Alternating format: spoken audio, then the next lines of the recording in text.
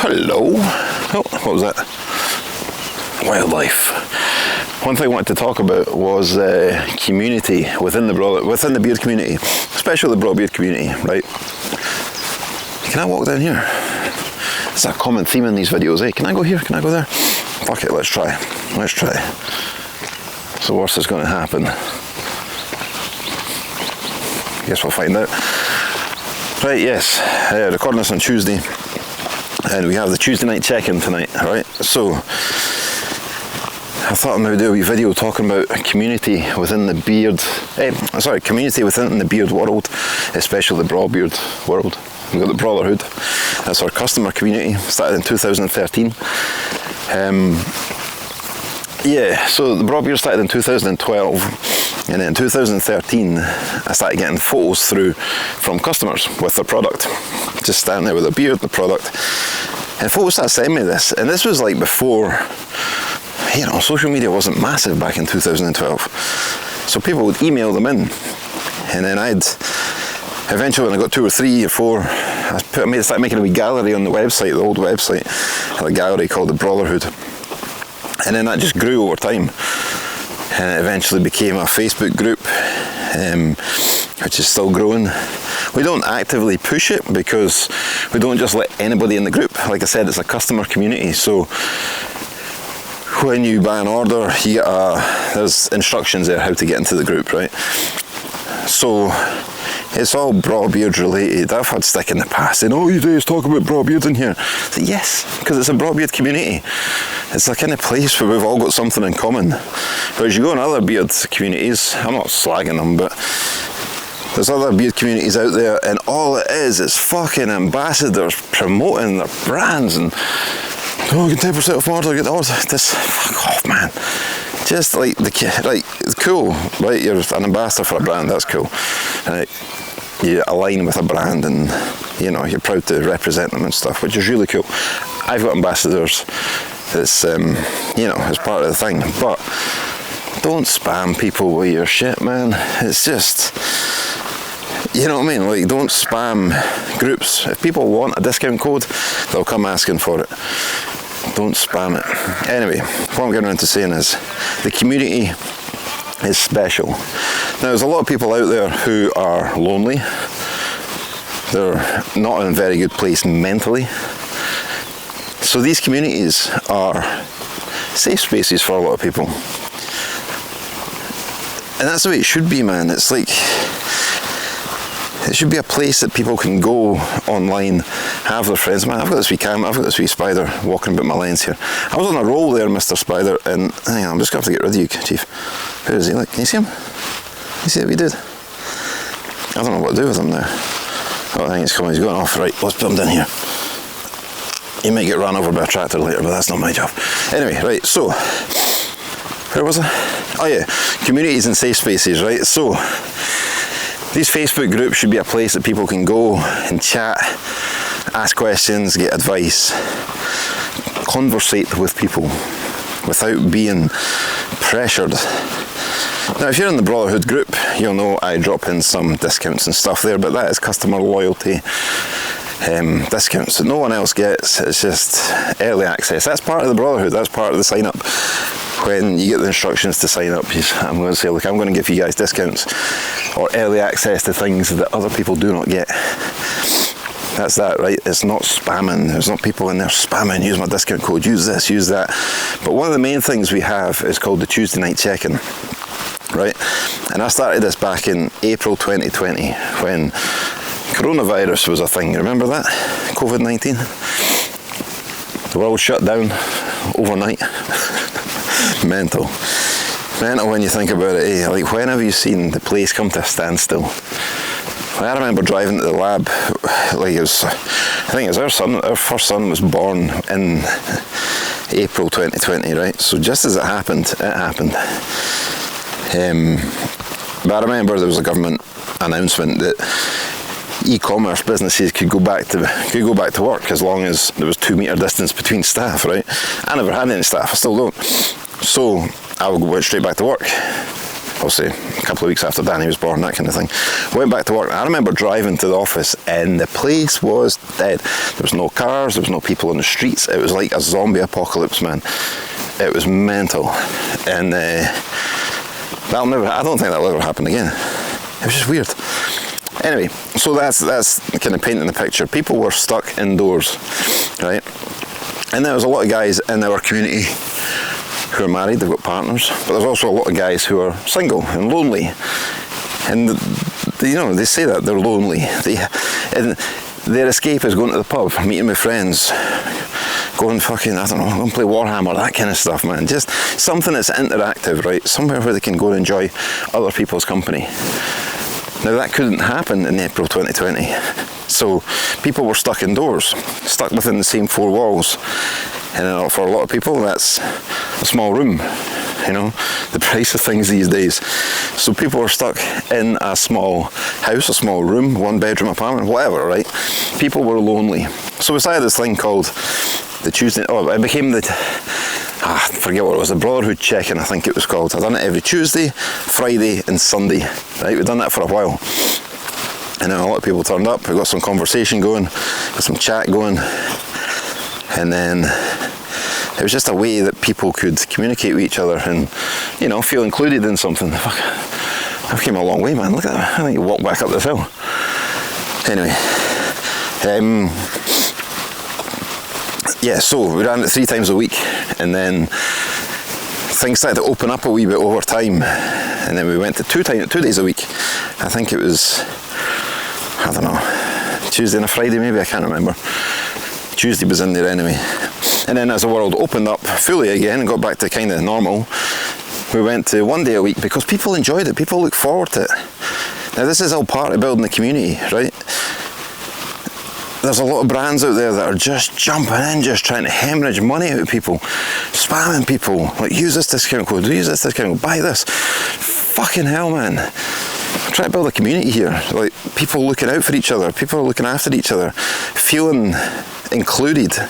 Yes, we sell products, right, that's part of it, but it's also a way that I can help build this community. So people were enjoying the Tuesday night check-in, or the check-in, sorry. And then as the world's opened back up, I was like, do you guys want me to keep this going? Because obviously it takes my time as well, but I don't mind it. I quite enjoy it. In fact, I look forward to it every Tuesday. Now people are like, yes, we really enjoy it, we look forward to it. Enjoy tuning in and stuff. Now sometimes you'll get, I don't know, 3 people join the chat, right? Sometimes you get 33 people. It just depends, right? But at least people know that I'm going to be there on a Tuesday, 6 p.m. for some chat. If people want to turn up, cool. If they don't, cool. So it's a conversation. So here we are 5 years later, in fact past 5 years later. It's April 2020, we're now in May 2025. So 5 years later, still going. Now I've missed a few Tuesdays recently because once the world's opened up, sometimes I've got things on, right? Like I was on a wee family break last week, I was away on the Tuesday, so I didn't do a Tuesday night check-in, right? There's maybe, I don't know, 5 years I've maybe missed 8 Tuesdays. And now this is getting back to the community thing. People feel part of the Brotherhood. The Brotherhood is a community. It's a worldwide community now. When we do the Tuesday night check-in, we've got people tuning in from America. It's like midday for them, but they're still joining in. I don't know if it's a lunch break or what, but we have that happen, right? So community is a big thing in the beard community. Community is a big thing in the beard lifestyle, the beard world. And you see that also at beard competitions. We've got the Braw Beard and Moustache Championships. So our annual event happens every year, every February, has done since 2017. Now it's a brand event. It was our annual party. Our annual party before 2017 was in a shop, in a couple of shops actually. We've done it, I don't know, 2015, 2016. And then the Brotherhood were asking, should we do a kind of beard competition? It'd be quite fun to have these wee beard competitions. And initially I looked at maybe in a pub somewhere in the corner. Well, just have a wee stage set up and people can come in, enter their beard and we'll, I don't know, buy them a pint or something. But nah, I wanted to go a bit bigger than that. So we started the Beard and Moustache Championships. the Braw Beard Moustache Championships, and it's sold out every year since. And now that's again part of building the community. People come to this event to socialise. Yes, we have a beard competition. It's a bit fun. Our event is kind of, so if you're not aware, there's other beard competitions like the British Beard and Moustache Championship, the World Beard and Moustache Championship. There's a few, right? These ones, the British and the Worlds, they're kind of serious. People take them serious. Also, people have a laugh and have fun as well, right? But you get like a high percentage of the guys there are competitive. They want to win the worlds, you know what I mean? Who wouldn't want to be a world champion? Our event is kind of in between. It's half fun, half serious. We try to keep it that way because, again, socialising, community, that kind of thing. So, yeah, the Beard and Moustache Championship, it's a good laugh, man. It's good fun. We have a band playing. We've got, well, over the years, we've had between 11 and 14 categories. We've stripped it back to 13 categories now because one just wasn't really working. So that was a bone there. So yeah, that's what I'm trying to say, right? The community is very important in the beard world. We have people travel from all over the world. They meet at this event. It's probably the first time they've met each other since talking online, talking social media, and then they meet in person and friendships are made. I'll give you another example of friendships made, right? 2018, there was a couple came over from Portland in Oregon, James and Lorraine. They came over, they entered the event, and James says to me, he sent me a message saying, when Lorraine's on stage, I'm going to jump up on stage and I'm going to propose to her. I was like, is that genuinely going to happen? Is that legit? And he said, yes. So I was like, no, all right, we're going to do it properly, right? So I rearranged the categories to suit this happening, right? Also, making sure James was definitely going to do it. And I rearranged the categories, and I says, we'll put fake beard up. Well, whenever fake beard's up, Lorraine's going to enter that, right? So we always do this thing as well. It's the furthest travelled award. So whoever has travelled the farthest gets an award, right? It just so happens James and Lorraine from Portland on the west coast of America had travelled the furthest. I'm at this point already. Fuck it, let's go back down here. Right. So they were the furthest travelled, right? So I say to James, I says, look, we'll put fake beard up, and Lorraine's up there, we'll send her last. And then as she's getting judged, and she's ready to step off stage, we'll do furthest travelled award, right? And then that's when you get called up, and then we'll give you the microphone, do your thing, right? So that's what we've done. Lorraine was at the judges' table, she was about to step off stage. The MC is like, right, we're going to do the award for furthest travelled. We usually do it at the end. This time we pulled it forward, just for this occasion. And says, right, we're going to do the furthest travelled award. That's James and Lorraine from Portland, Oregon, America. So they came up, they were like just waving, cheering, blah, blah, blah. The crowd were loving it. Because they were both dressed up as these mad Vikings as well, right? So James got the microphone, he wanted to say a few words, thank you, blah, blah, blah. Probably really nervous at the time, and then he got down on one knee, proposed to Lorraine. Lorraine said yes, the place erupted. It was amazing, right? So that happened in February. In December 2018, I got a message from James saying, this sounds a bit strange, but how would you fancy getting ordained and coming over and marrying myself and Lorraine at the ceremony? So I said, yes, that'd be cool. So that's what I done.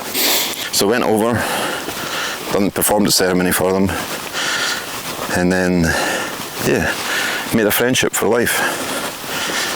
So that's what I'm saying, the community is special. I started Braw Beards in 2012, right? And there was no beard care brands kicking about, really. There was one in England that I found out after I started Braw Beard. There was a couple in the world, you know, there was nothing really.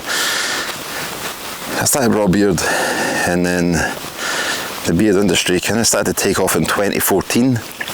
You know, there was like footballers having beards, and fucking in the UK there was a weatherman grew a beard, and somehow it was amazing. And then the trend kicked off, and then all these brands started producing beard oil.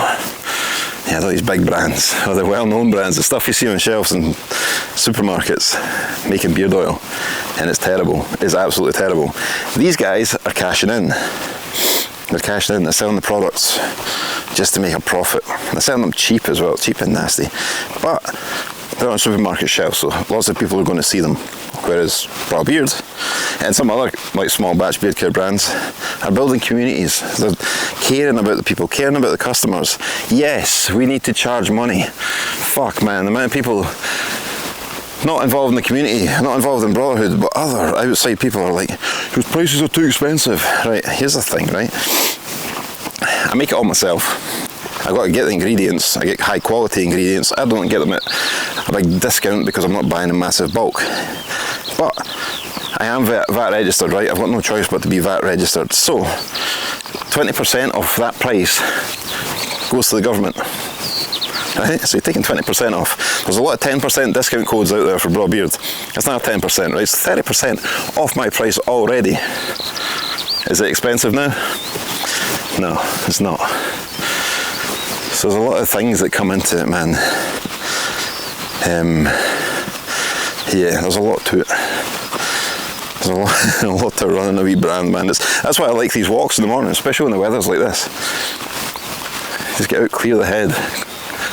It's. I was checking. I was like, am I actually even recording? I fucking hope I'm recording. I've been chatting for ages. Right. Anyway, there you go. Talking about community in the beard care world. It's very, very special. It's very unique and it's very important. So there you go. Here's my TED talk for the day. Right, I think I'm going to turn around here and walk back up the hill. Oh fuck, is that a cow over there? Is that? I don't know if you can see that. Is that? I think that's a bull. That can't have been a bull field. There must be a fence in between us. Fuck, I'll tell you one thing before I go, right? This reminds me, is that a fucking bull? It must be, because the cows are in another field over there. I'm sure there's a fence between us. I've never seen him before. I'm going to keep my eye open. But that gate is open up there, which makes me think I'm okay to be in here, and he's not. It's a fucking bull. I think we're sound. Right, I'll tell you the story right before I go. So where my dad stayed years ago, when I was still staying there in my teens, I would go out for jogs now and again, right? I was training MMA at the time. I used to box as an amateur and then started training MMA. Anyway, I was out running, get the fitness up, right? And there's two fields not far from my dad's house, and there's a hedge in the middle that's it's like an old, you know what hedges are like in Scotland, right? They're all full of holes and stuff where people have crashed into them and things, right? And there's like a wee metal fence like this one. You've got the posts and you've got 3 rings of wire, right? And that goes through the middle of the fence. Where's that bull? Oh, there he is. It goes through the middle of the hedge, right?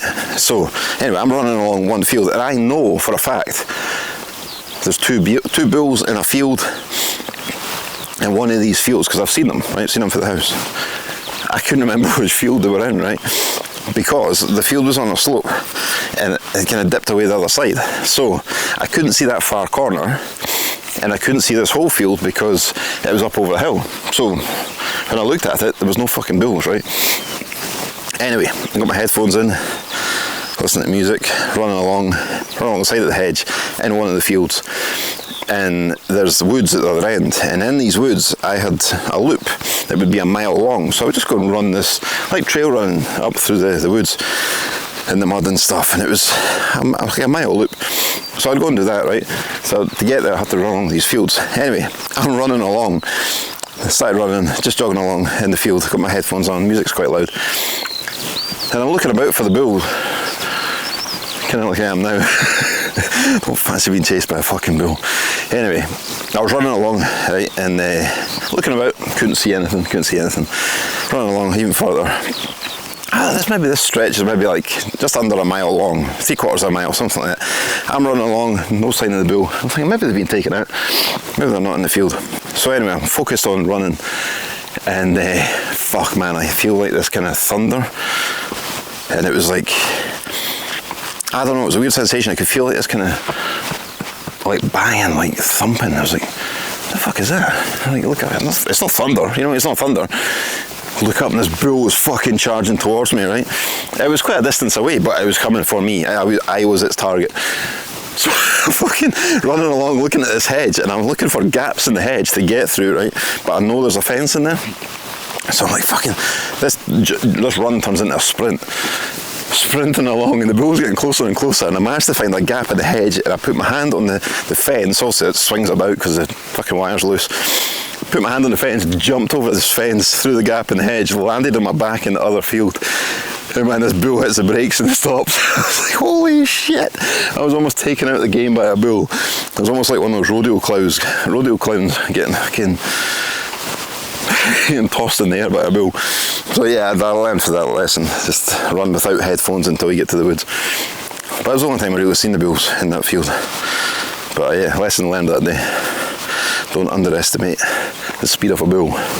Right, that is my talk for today. I need to get back to the lab. I'm going to go back and make orders and that kind of stuff. And yeah, I've got a blog post I want to write. Got a call later on. I think there's a wee hare. There's no way you'll see that. Nah, there's a wee hare up there running. You see its lugs. Anyway, right, I'm going to wrap this, and I will see you on the next one, whenever that is. Catch you later.